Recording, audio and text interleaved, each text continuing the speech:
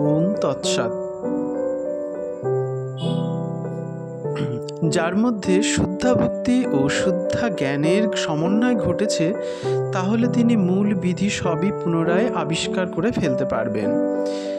যোগীরাজের শিষ্য শ্রী যুক্তেশ্বর গিরি মহারাজ বলেছেন, ক্রিয়াযোগ হচ্ছে এমন একটি উপায় যার দ্বারা মানব জাতির বিবর্তন খুব দ্রুত সাধিত হতে পারে। প্রাচীন যোগীরা আবিষ্কার করেছিলেন যে ব্রহ্ম জ্ঞান লাভের রহস্য শ্বাস প্রশ্বাস নিয়ন্ত্রণের সঙ্গে খুব ঘনিষ্ঠভাবে বিজড়িত। বিশ্বের জ্ঞান ভাণ্ডারে এ হচ্ছে ভারতবর্ষের অপূর্ব আর অমর দান। প্রাণশক্তি যা সাধারণত হৃৎপিণ্ড পরিচালনায় ব্যয়িত হয়, তা অবিরাম শ্বাস প্রশ্বাসের গতি স্থির করবার প্রণালী দ্বারা উচ্চতম সাধনের জন্য মুক্ত করা আবশ্যক। ক্রিয়াযোগী মনকে স্থির করবার যে অন্যতম প্রকৃষ্ট উপায়। প্রাণের চাঞ্চল্যই মনের চাঞ্চল্য ঘটে থাকে। শ্বাস প্রশ্বাসের গতি বহির্মুখী বলেই মনও বহির্মুখী। ক্রিয়াযোগের দ্বারা শ্বাস প্রশ্বাসের গতি অন্তর্মুখী করলে মনও অন্তর্মুখী হয় এবং ধীরে ধীরে স্থির হয়। স্থিরত্বই মুক্তি এবং চঞ্চলতায় বন্ধন।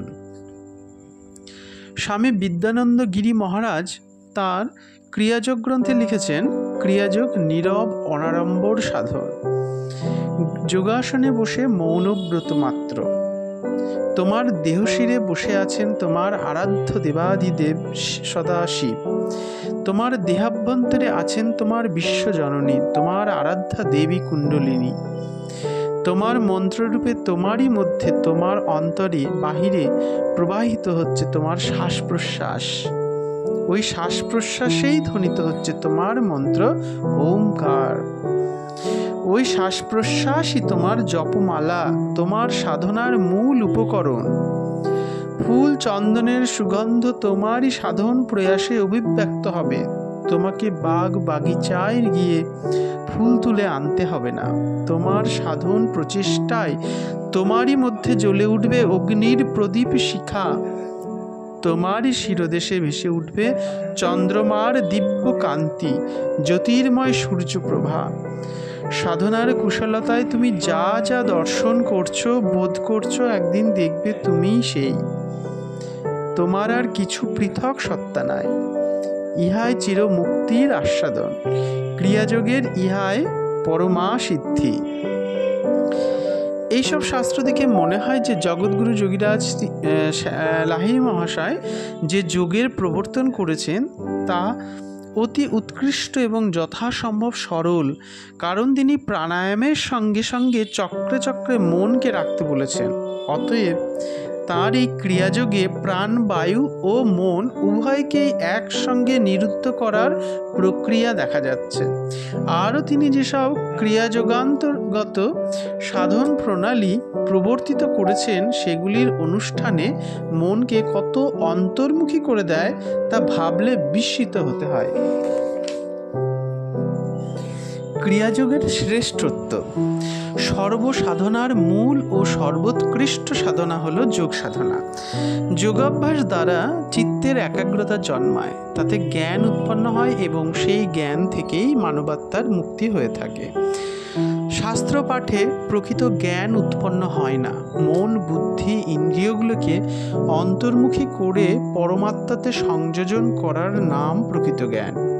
মোক্ষ লাভের জন্য যে দিব্য জ্ঞান, তা যোগ সাধনের অনুষ্ঠান ব্যতীত উদয় হয় না। প্রাণবায়ু স্থির হলে মন স্থির হয় এবং মন স্থির হলে ইন্দ্রিয় সকল বশীভূত হয়। প্রাণবায়ুকে যোগ সাধনায় যত তাড়াতাড়ি স্থির করা যায়, অন্য কোনো সাধনায় তা হয় না।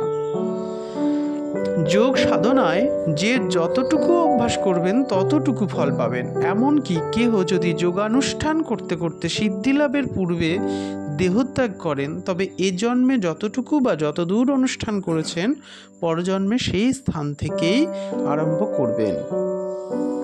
এরূপ ব্যক্তিকে যোগভ্রষ্ট বলা হয়।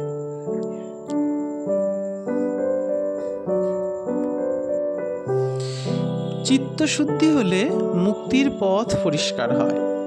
সাধক যদি জ্ঞাননিষ্ঠ, বিরক্ত, ধর্মজ্ঞ এবং জিতেন্দ্রিয়ও হয়, তথাপি যোগ ভিন্ন এই দেহ দ্বারা মুক্তি লাভ করতে পারবে না। জ্ঞানী যেমন বহু জন্মাবধি জ্ঞানাভ্যাসের ফলে যোগ লাভ করেন, যোগীর তা করতে হয় না। যোগী যোগ সাহায্যে এক জন্মেই জ্ঞান প্রাপ্ত হন এবং তৎপরে মুক্তি লাভ করেন।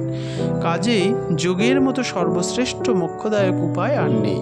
এক জন্মের শরীর দ্বারাই ধীরে ধীরে যোগাভ্যাস করে যোগী দীর্ঘকাল পরে মর্কট ক্রমে মুক্তি লাভ করেন।